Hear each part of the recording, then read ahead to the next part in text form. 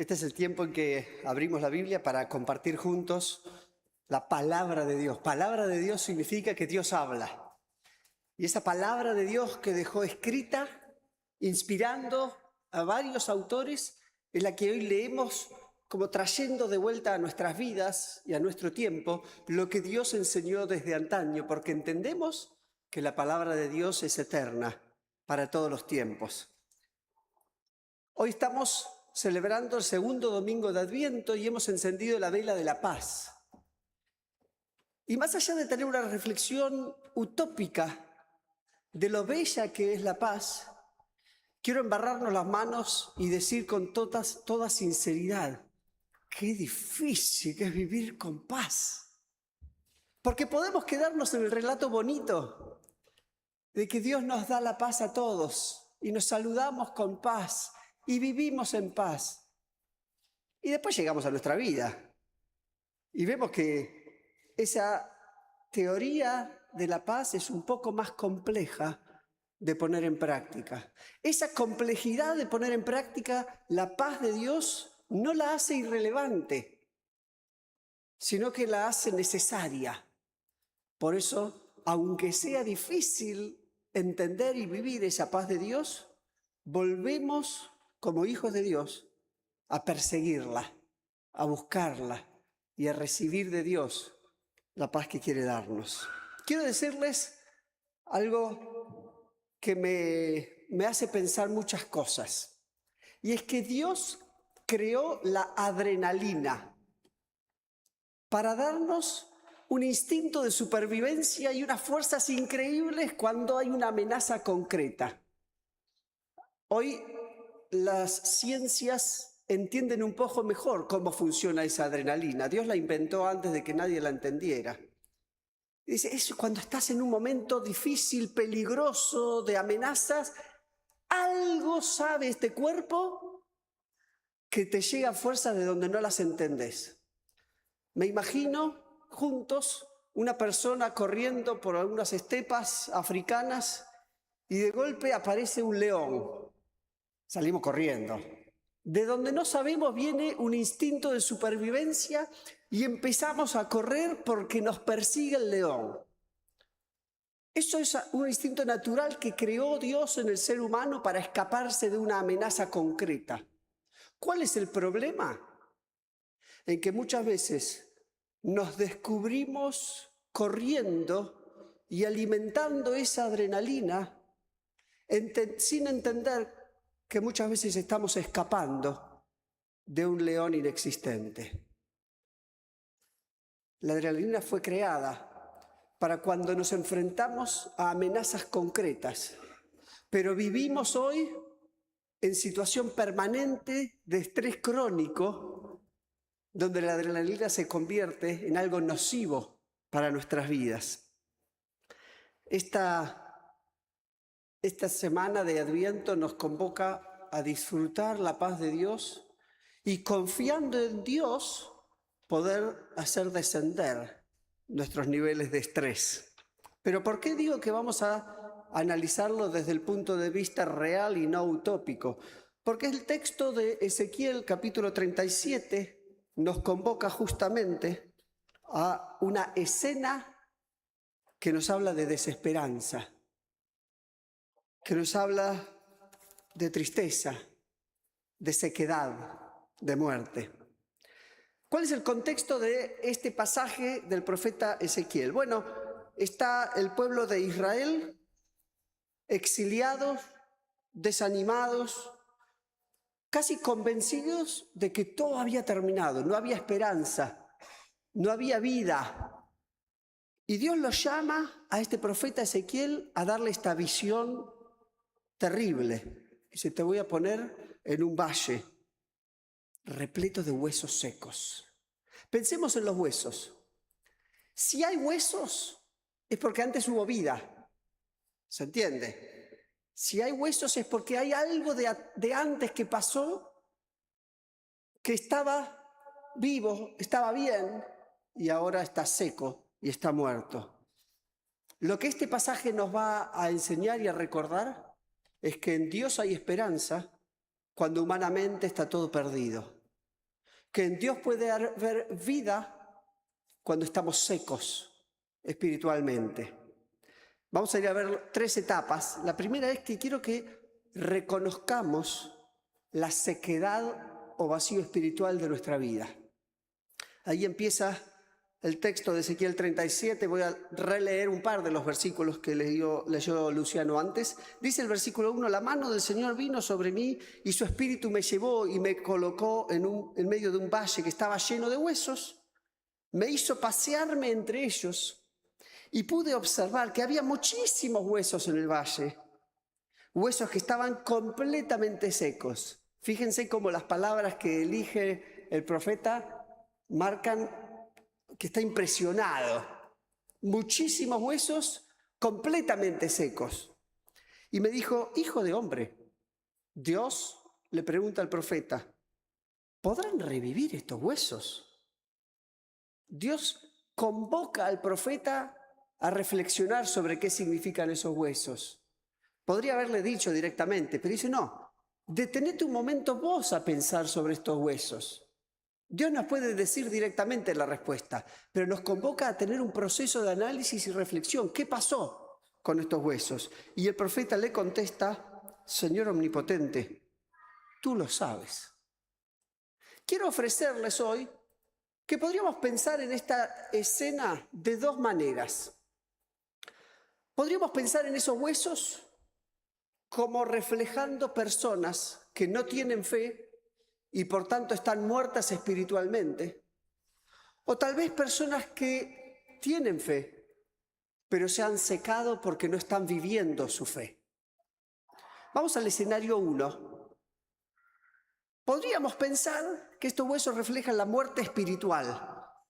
Este concepto teológico de la muerte espiritual viene de Génesis, capítulo 3, cuando Dios pone a Adán y Eva en el huerto y les da un solo mandato, y era no comer del fruto prohibido. En ese texto de Génesis, capítulo 3, Dios le dice que no coman. Adán y Eva escuchan a la serpiente. Pero ¿qué es lo que le dice la serpiente? La serpiente le dice, ¿es verdad que Dios les dijo que no comieran de ningún árbol del jardín? Y ellos le responden, podemos comer del fruto de todos los árboles, respondió en la voz de la mujer. Pero en cuanto al fruto del árbol que está en medio del jardín, Dios nos ha dicho, no coman de ese árbol, ni lo toquen, de lo contrario, morirán.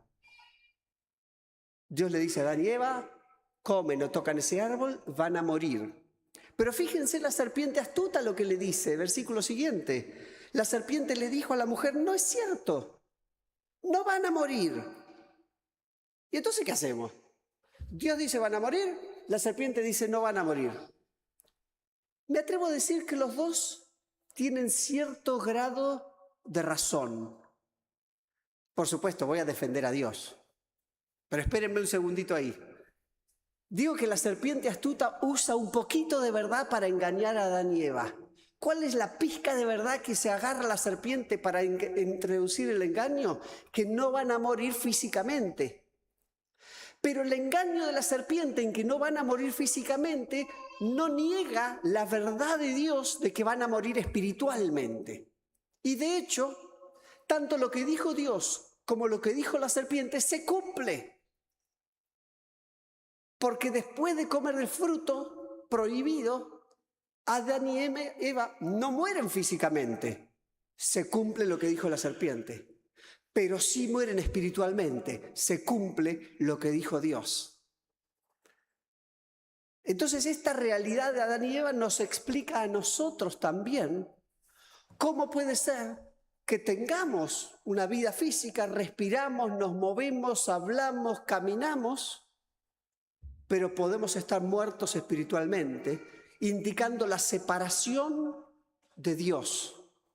Si Dios es vida y estoy separado de Dios, entonces no logro tener esa vida que solo Dios puede darme. Por eso también una mirada completa del concepto de vida en toda la Biblia nos lleva a lo que el apóstol Pablo dice también en Efesios capítulo 2, que Dios nos dio vida juntamente con Cristo cuando estábamos muertos. Esa vida, según el Evangelio, es por gracia de Dios, es un regalo de Dios a través de la fe. Así que, vuelvo a Ezequiel, si la primera perspectiva de los huesos secos es muerte espiritual, esos huesos necesitan un avivamiento, necesitan recibir la vida que solo Dios puede dar. Eso implica que hay personas que no tienen fe, que están separados de Dios y que Dios está tocando su corazón, invitándolos que a partir de hoy reciban la vida que solo Dios puede dar. Si hoy ese es tu caso, te invito a que le digas a Jesús: Jesús, quiero seguir tus pasos, quiero recibirte como Señor y Salvador. Sin embargo, el contexto de Ezequiel me lleva a la segunda opción como más correcta en la interpretación de este texto. ¿Por qué? La segunda opción dije que era personas que tienen fe, pero no están viviendo la vida de acuerdo a esa fe. Están no muertos espiritualmente, están secos espiritualmente. ¿Por qué digo esto? Porque el profeta, la palabra misma dice en ese mismo capítulo 37, el versículo 11, nos explica la visión de los huesos secos y dice: Dios le dijo a Ezequiel: hijo de hombre, estos huesos son el pueblo de Israel. Ellos andan diciendo: nuestros huesos se han secado, ya no tenemos esperanza, estamos perdidos. Esto le pasó al pueblo de Israel, pero nos pasa también a nosotros, que decimos creer en Jesús y decimos tener esperanza en Él, pero vivimos desanimados, caídos, angustiados. Estamos espiritualmente secos, porque Dios nos promete una vida abundante y no logramos vivirla, porque estamos esperando que otras cosas nos traigan alegría. La misión de los huesos secos nos desafía a confiar en la renovación que solo Dios puede dar. El primer punto de este texto era reconocer, ya sea la muerte espiritual o para los que ya tenemos fe, la sequedad espiritual, el vacío que todos podemos pasar en algún momento de nuestras vidas. Si bien hemos tenido momentos de mucha fe, aferrarnos fuerte de Dios, todos podemos en algún momento estar pasando tiempos de desierto, de vacío. El texto de hoy nos desafía, ya sea tener un avivamiento espiritual, tener vida por primera vez, o tener un reavivamiento. Aunque ya conozco la vida de Dios hace mucho, hoy necesito volver a confesarla en mi vida.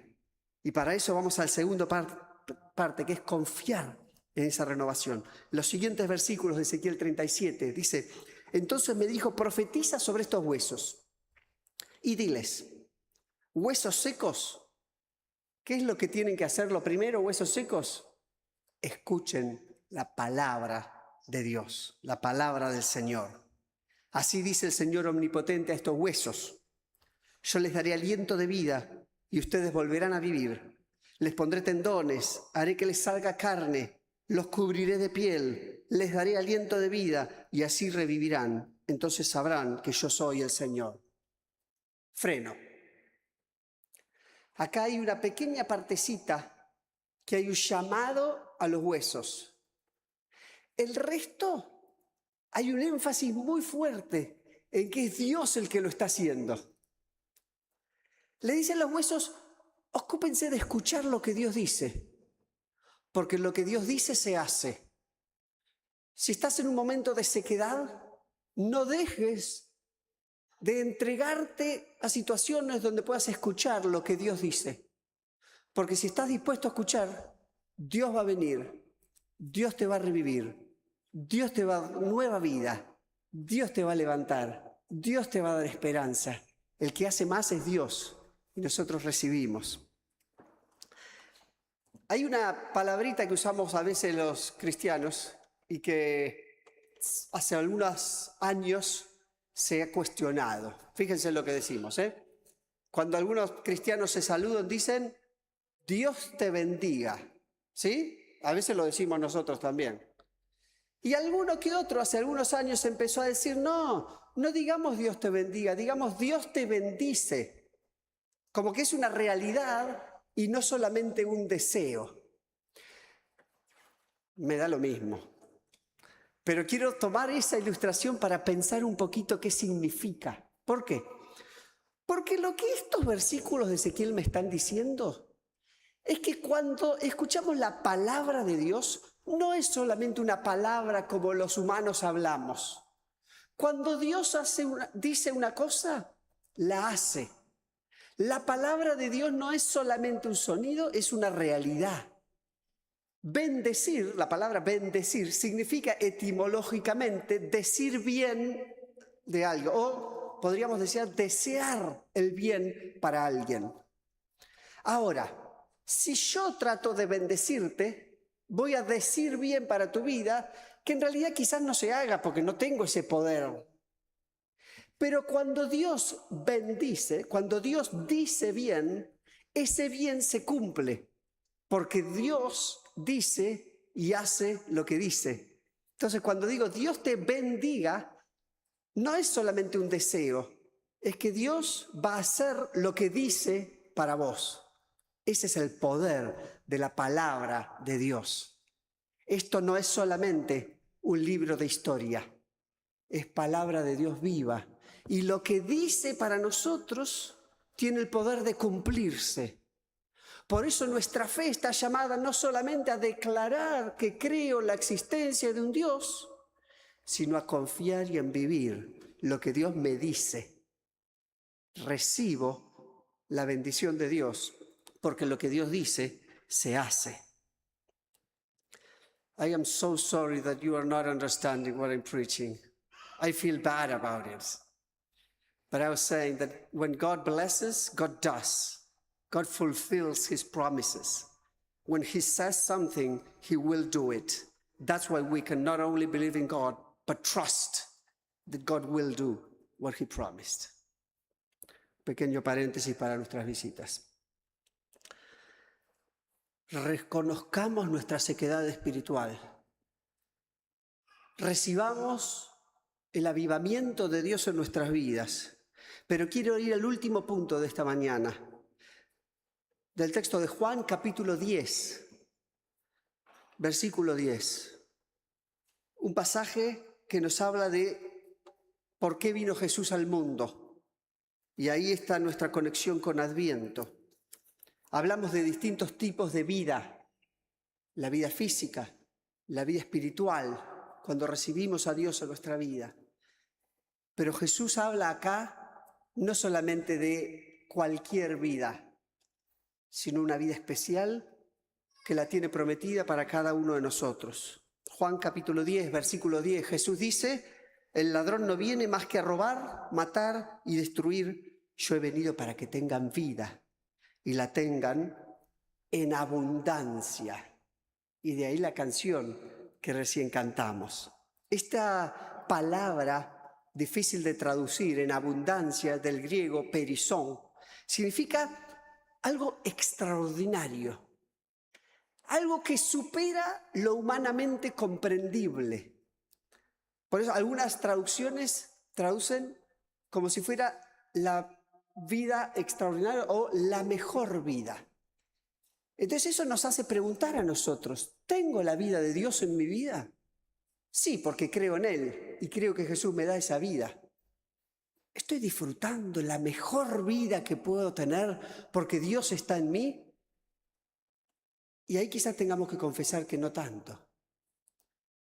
Que tal vez nos conformamos con venir a la iglesia el domingo, con hacer una oración acá o allá y cada tanto tratar de no perder mi conexión espiritual con Dios.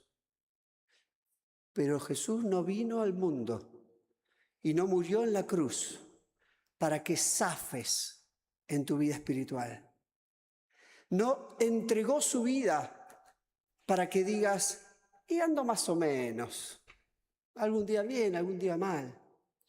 Jesús vino al mundo y se entregó por vos y por mí para que tengamos una vida extraordinaria, que no niega las luchas de la vida real y cotidiana, pero nos desafía a entregarnos cada día para que Dios nos bendiga, nos ayude, nos colme de su paz, a pesar de las diferentes dificultades que podamos tener.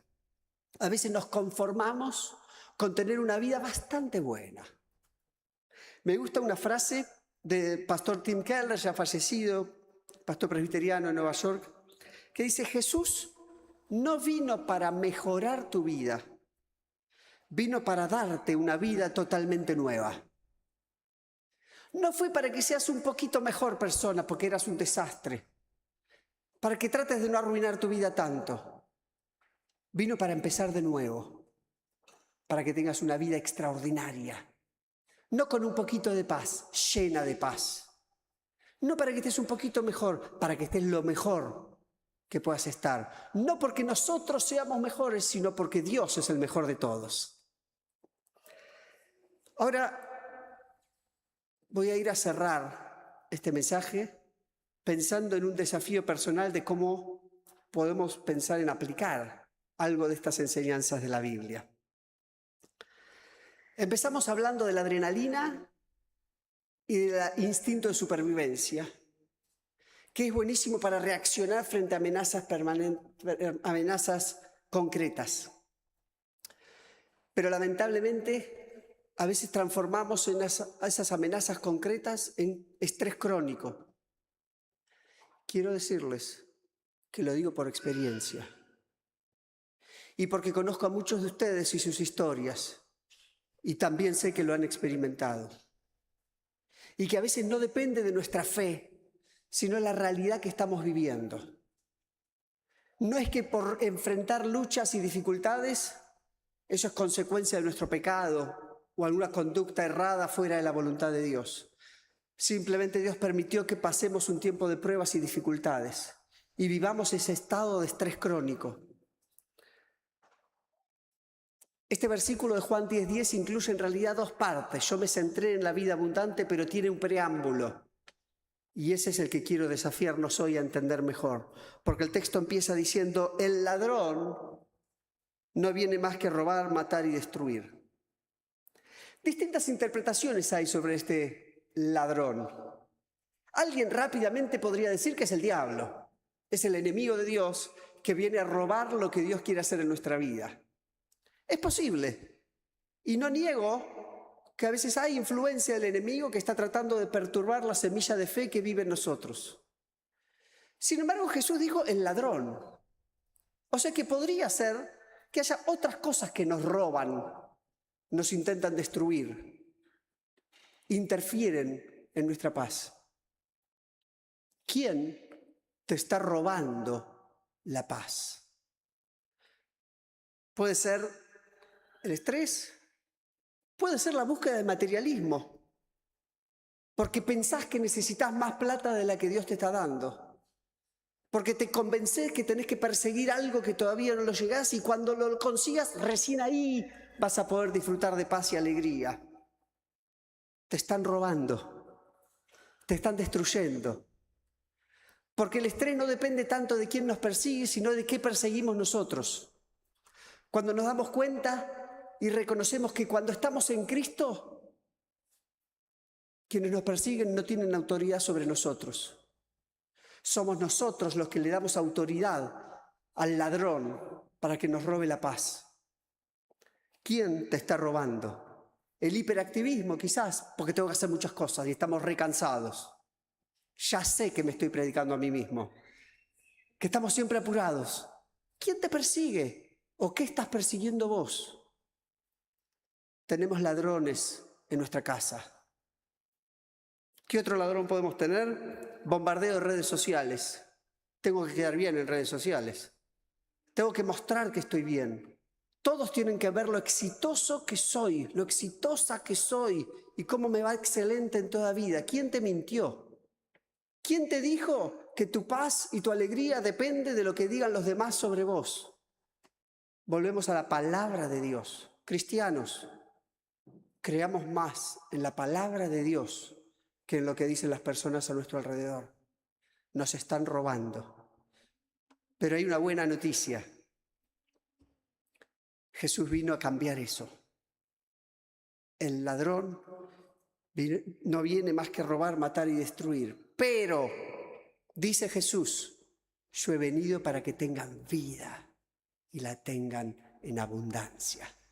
Si encontraste al ladrón de tu vida, entregáselo a Jesús,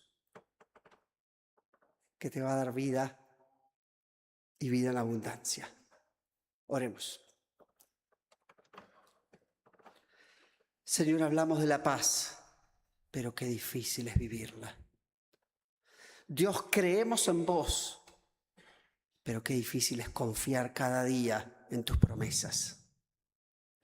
Por eso hoy invocamos la ayuda de tu Espíritu Santo sobre nosotros, para que reavives el fuego que pusiste en nuestra vida y que volvamos a decirte, Jesús, vení a nuestra vida, colmanos de tu paz y danos las herramientas para luchar contra todo lo que pretenda robarnos esa paz o destruir la vida que solo vos podés darnos.